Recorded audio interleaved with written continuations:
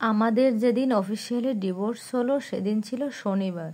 ছোটবেলায় দাদি বলতো, বুইসো বন্ডি, শনিবারে শনি ঘটে।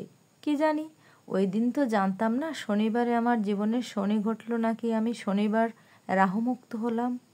আমাদের সমস্যার শুরুটা হয়েছিল ঠিক বিয়ের দিন থেকেই। বিয়ের অনুষ্ঠানে আমার এক্স মাদার ইন ল, আমার অতীতের সব থেকে গুরুত্বপূর্ণ চরিত্রে থাকা মানুষটি, বিয়ের খাবার স্পর্শ না করে সরাসরি যুদ্ধ ঘোষণা করেছিলেন আমার সাথে। ওনার কথা ছিল ওনার একমাত্র ছেলের জন্য 10 জায়গায় মেয়ে দেখবে, তারপর বিয়ে দেবে। অথচ ওনার রাজপুত্রের মতো দেখতে ছেলে এই খুব সাধারণ মেয়েটিকে বিয়ে করতে কেন পাগল হলো? নিশ্চয়ই এই মেয়ে তার ছেলেকে জাদুটোনা করেছে। কি হাস্যকর কথা! একজন সরকারি চাকরি করা যথেষ্ট শিক্ষিত মহিলা এগুলো বলে বলে দিনের পর দিন আমাকে আঘাত করতেই থাকতেন। অথচ সত্যটা ছিল এরকম, আমি মেডিকেল ছাত্রী বলে আমার বাসা থেকে কখনোই ইঞ্জিনিয়ারের সাথে বিয়ে দিতে কোনোভাবেই রাজি ছিল না।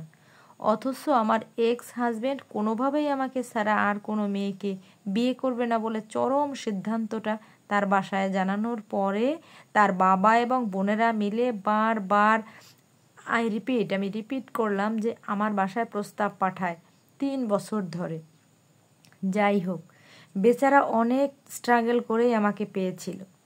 আমিও তাকে পেয়েছিলাম পুরোটুকুই, কিন্তু ভাগ্য এবং সময় আমাদের সাথে ছিল না প্রথম দিন থেকেই।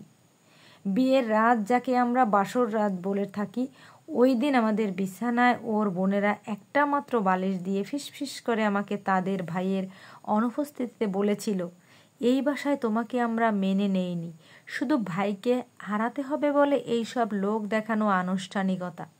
আজকে এই একটা বালিশ দিয়ে এই বাড়িতে আমাদের কাছে তোমার অবস্থান ঠিক কী তা বুঝিয়ে দিলাম। কেমনে সংসার করো দেখব। নতুন বউ আমি ভয়ে কাঁপতেই থাকলাম। আমি তখনও ছাত্রী বলে আমাদের সম্পর্কটা ছিল অনেকটাই বন্ধুর মতো। মাসে একবার দেখা, ফোনে কথা, এভাবেই চলছিল আমাদের বিবাহিত জীবন। পরিবার যখন আপনার বিরুদ্ধে থাকে এবং আপনার সম্পর্কটা যদি দূরত্বের হয়, তাহলে অনেক ভুল বোঝাবুঝির সুযোগ ঘটে যায়। নিজেদের মাঝে নিজেদের অজান্তেই এক গ্যাপ সৃষ্টি হয়ে যায়, যে তখন দেখা হওয়া মাত্রই ছোট্ট ছোট্ট ইস্যু নিয়ে ঝগড়া করতে করতেই সময় শেষ হয়ে যায়। আমাদের সাথেও তাই হচ্ছিল। ভুল বোঝাবুঝি এতটাই মারাত্মক পর্যায়ে চলে যেত যে ও পারত না নিজের রাগকে কন্ট্রোল করতে। আমি ছাড়া আর কেউ তো ওর আসলে ছিল না যার উপর সহজে ও রাগ ঝাড়তে পারে। তাই ইচ্ছে মতো মারধর ঝগড়া আমার সাথেই করতো। বাবা মায়ের খুব আদরের মেয়ে ছিলাম কি না, আব্বু কোনোদিনও মা ছাড়া কথা বলেনি আমার সাথে। আমার বাসায় কেউ জানতো না ও যে আমার গায়ে হাত তোলে। রাগ করে গেলে সে কিন্তু সরি বলতো, আমাকে ভালোবাসতো, বলতো। আমি কি করব বলো? সবাই আমার মাথা খারাপ করে দেয়, তুমি বেশি দিন আমার সাথে থাকবা না, 1-2 দিন থেকে হোস্টেলে না হয় আবার বাসায় চলে যাও। এভাবেই চলছিল। এর মধ্যে ওর বাসা থেকে প্রচণ্ড প্রেশার দিতে থাকলো বাচ্চার জন্য। নাতির মুখ না দেখলে তাদের হবে না। কি দরকার ছিল ডাক্তারি পড়ুয়া মেয়ে বিয়ে করার?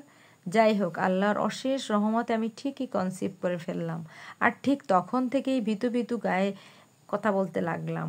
মেয়েদের নরম দুর্বলতাকে ওরা দুর্বলতা ভাবলো।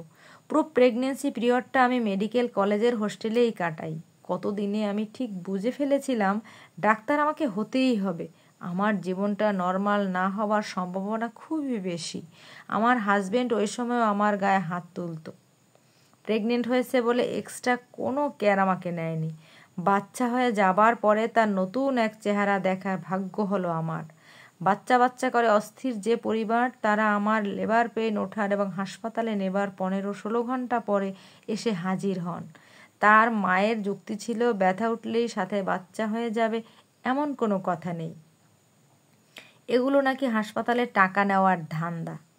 যাই হোক, বাচ্চা হবার পরে সে যোগাযোগ করা একদমই কমিয়ে দিল। সে যে শুধু একজন দায়িত্বহীন স্বামীই নয়, বরং একজন দায়িত্বহীন পিতাও তা প্রমাণ করলো।